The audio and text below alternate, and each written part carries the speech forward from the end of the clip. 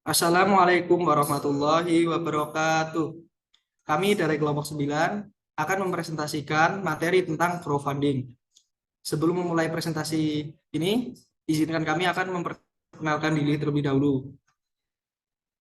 Perkenalkan, nama saya Diat Manja dengan NIM 2280 4244063. Nama saya Nama saya Bias Nama Tomo saya dengan Dias NIM Tomo dengan NIM 228014111.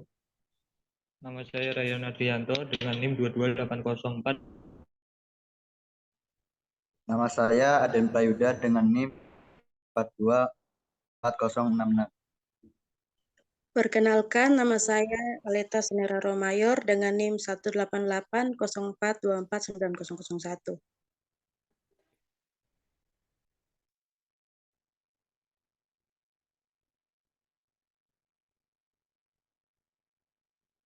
Jadi dalam presentasi kali ini ada beberapa poin yang akan kita bahas. Yang pertama yaitu pengertian, yang kedua jenis, yang ketiga alur kerja, yang keempat keuntungan, yang kelima kerugian, yang keenam tantangan dan risiko, nomor 7 yaitu cara mengatasi, dan terakhir yaitu contoh. Pengertian. Crowdfunding atau bisa disebut juga urun dana adalah praktik penggalangan dana dari sejumlah besar orang untuk memodali suatu proyek atau usaha yang umumnya dilakukan melalui internet. Menurut para ahli, crowdfunding adalah metode dalam menghasilkan modal untuk mendanai proyek tertentu atau usaha dengan melakukan aktivitas penggalangan dana secara online, serta mengendalikan sebagian besar pada kepercayaan intrinsik orang yang menempatkan hubungan teman, keluarga, dan komunitas di jaringan sosial sebagai afinitas masyarakat dan menggambarkan proses alih daya atau outsource yang berupa kumpulan investasi dari ukuran kecil sampai menengah dari individu, perusahaan, dan komunitas internet dengan mengandalkan berbagai aset, sumber daya, pengetahuan, atau keahlian mereka untuk mendapatkan dana. Jenis-jenis crowdfunding. Menurut OJK atau Otoritas Jasa Keuangan, crowdfunding dikelompokkan menjadi 4 bagian, yaitu yang pertama, crowdfunding basis pinjaman atau consumer lending based. Crowdfunding ini sangat mirip dengan mekanisme pinjaman pada umumnya, di mana individu dapat meminjam dana kepada suatu proyek dengan ekspektasi pengembalian. Dan terdapat beberapa bentuk crowdfunding dengan basis pinjaman, yaitu sebagai berikut. Yang pertama yaitu perjanjian pinjaman tradisional atau traditional lending agreement. Mekanisme crowdfunding ini dapat dikatakan sangat mirip dengan mekanisme institusi keuangan di mana perusahaan meminjamkan sejumlah uang atau bernominal kecil dengan tingkat bunga yang cukup tinggi bagi debiturnya. Yang kedua yaitu forgivable loan. Pada model pinjaman jenis ini, dalam penagihan uangnya, kembalian memiliki beberapa ketentuan, yaitu lender atau pemberi pinjaman harus memenuhi salah satu dari dua syarat, yaitu satu, jika dana ketika proyek mulai berjalan dan menghasilkan pendapatan, atau B, jika dan ketika proyek mulai memperoleh laba. Yang ketiga yaitu pre-sales atau pre-selling atau pre-ordering. Dalam model ini, pencari dana meminta dana sebagai modal untuk memproduksi sesuatu. Dana dikembalikan kepada donor dalam membentuk produk akhir yang dijanjikan sesuai dengan nominal dana yang diberikan.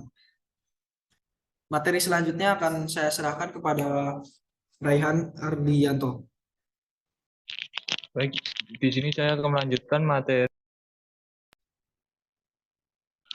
materi crowdfunding basis ekuitas atau equity based, di mana kegiatan crowdfunding basis ekuitas seperti investasi pada umumnya, di mana seseorang akan mendapatkan hak kepemilikan pada sebuah perusahaan yang merupakan sebuah bentuk imbalan atas dana yang diberikan. Terdapat dua subkategori standar dari crowdfunding basis ekuitas, yaitu yang pertama yaitu model investasi surat berharga, di mana saham perusahaan dibeli dari seseorang investor sehingga kontributor memiliki hak atas kepemilikan dari perusahaan atau dari sebuah proyek tersebut.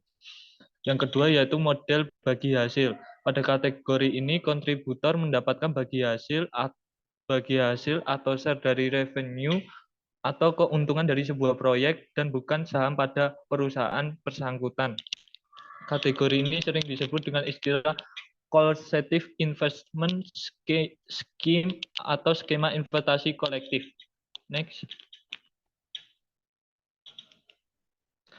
Yang ketiga yaitu crowdfunding basis donasi atau donation based, yaitu di mana crowdfunding ini didasari oleh donasi filantropi dan sponsor, di mana goals utamanya adalah mencari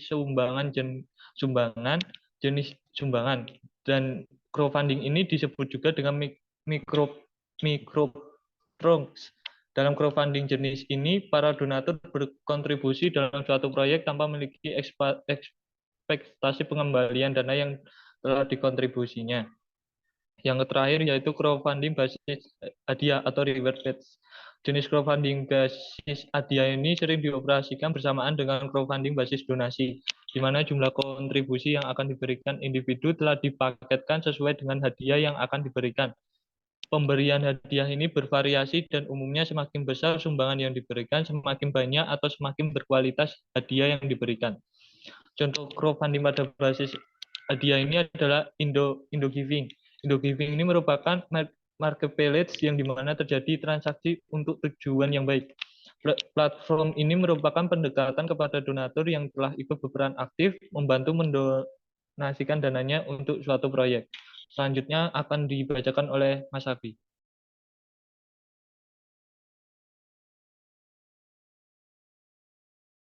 Oke, selanjutnya kita akan membahas tentang bagaimana sih alur kerja crowdfunding. Oke.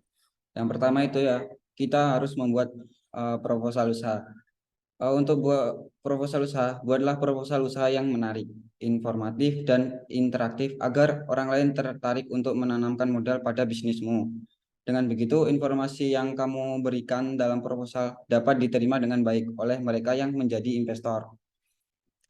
Lalu, informasi yang dicantumkan pada proposal usahamu juga harus lengkap, mulai dari jenis usaha, proses manajemen, proses pemasaran, serta tujuan utama bisnis yang kamu rintis.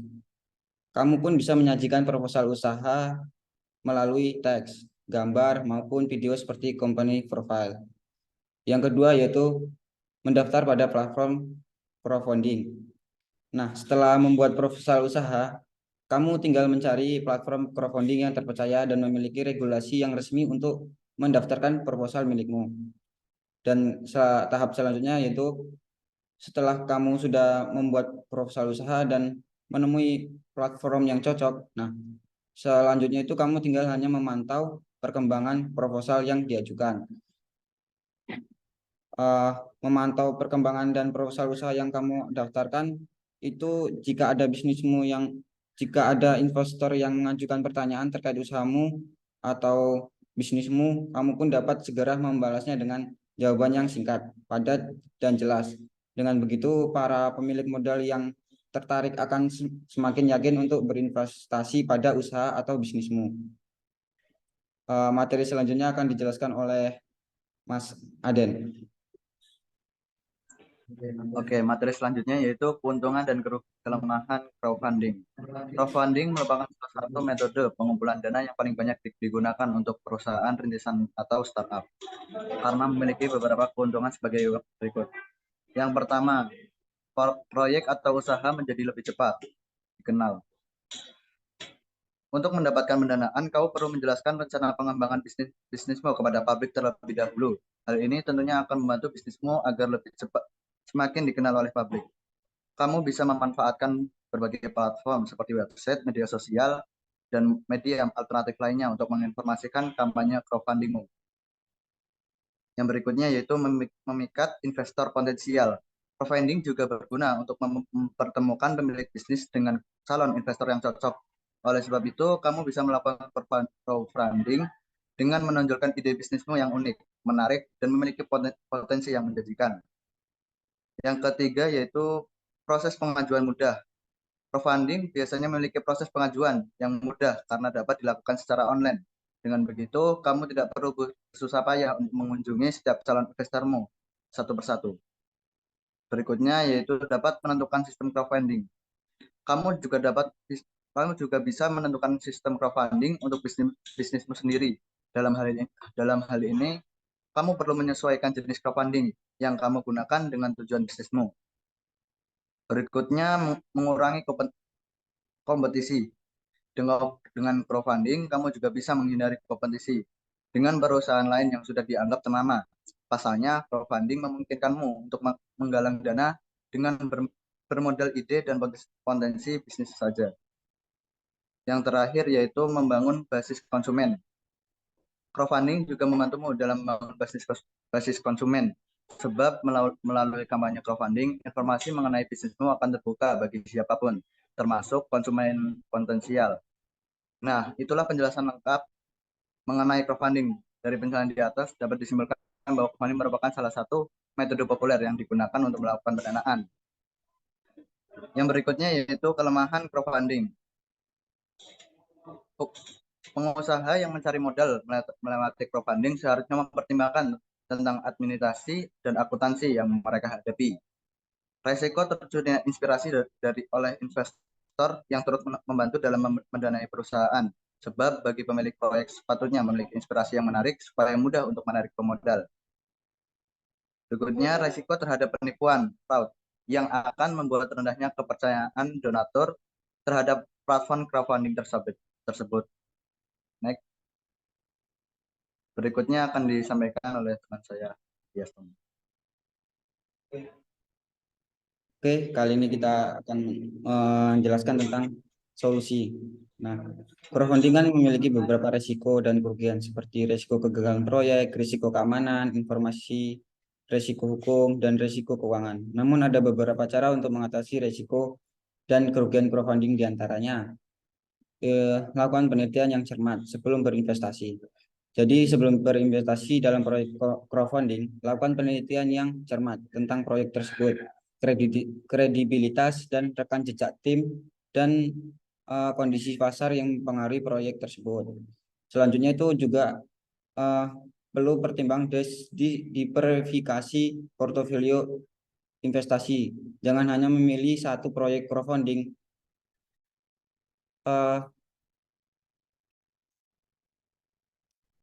Mohon maaf, selanjutnya itu diverifikasi portofolio investasi.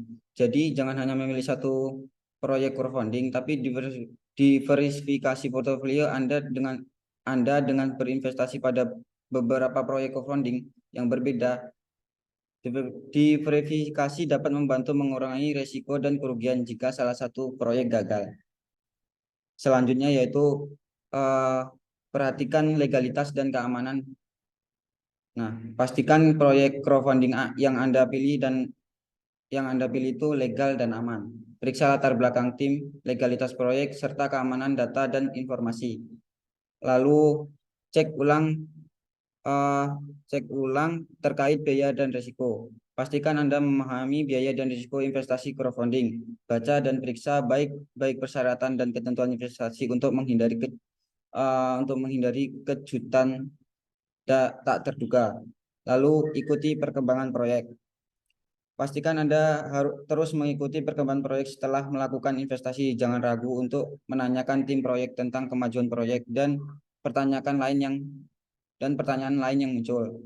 Lalu yang terakhir yaitu pertimbangan menggunakan platform resmi dan terpercaya. Pilih platform crowdfunding yang telah terbukti dan diakui sebagai platform yang terpercaya dan aman. Pastikan platform memiliki fitur perlindungan untuk mengurangi risiko dan kerugian. Itulah solusi agar kita terhindar dari kerugian-kerugian yang terjadi. Selanjutnya akan dijelaskan oleh Mas Rehan. Oleh Mbak Aleta. Materi selanjutnya yaitu tantangan dan resiko. Persaingan yang ketat. Terdapat banyak kampanye crowdfunding yang sedang berlangsung pada saat yang sama, sehingga pesaing bisa menjadi sangat banyak. Karena itu, sulit untuk memperoleh perhatian yang cukup untuk menarik donatur. Yang berikutnya, tidak mendapat dana yang cukup. Kampanye crowdfunding tidak selalu berhasil dan dapat menarik dana yang cukup untuk mencapai tujuan yang diinginkan. Hal ini dapat disebabkan oleh banyak faktor seperti persaingan yang ketat, kurangnya promosi yang efektif, atau tidak menawarkan imbalan yang cukup menarik bagi para donatur. Yang ketiga, kredibilitas platform crowdfunding.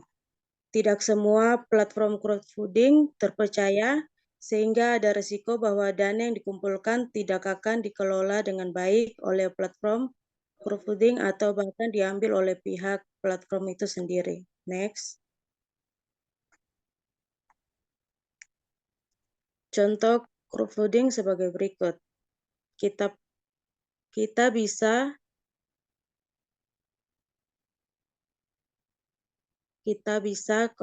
merupakan situs web crowdfunding Indonesia yang sering diandalkan masyarakat.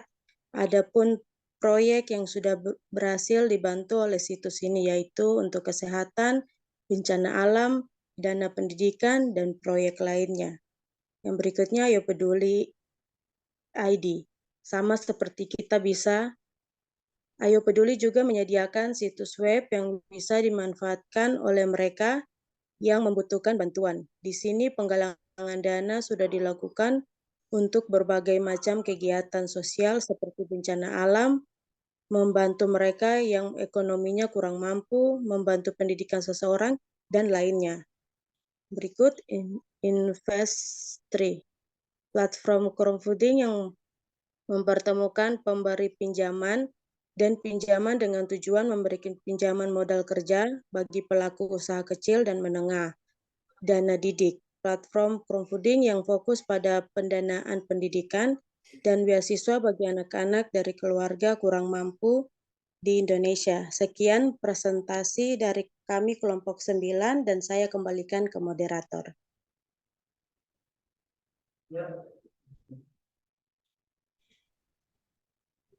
Untuk teman-teman yang ingin bertanya, bisa dikemukakan besok pada lain hari ketika jam matkul ini dilaksanakan. Sekian dan terima kasih. Apabila ada salah kata, kami mohon maaf sebesar-besarnya.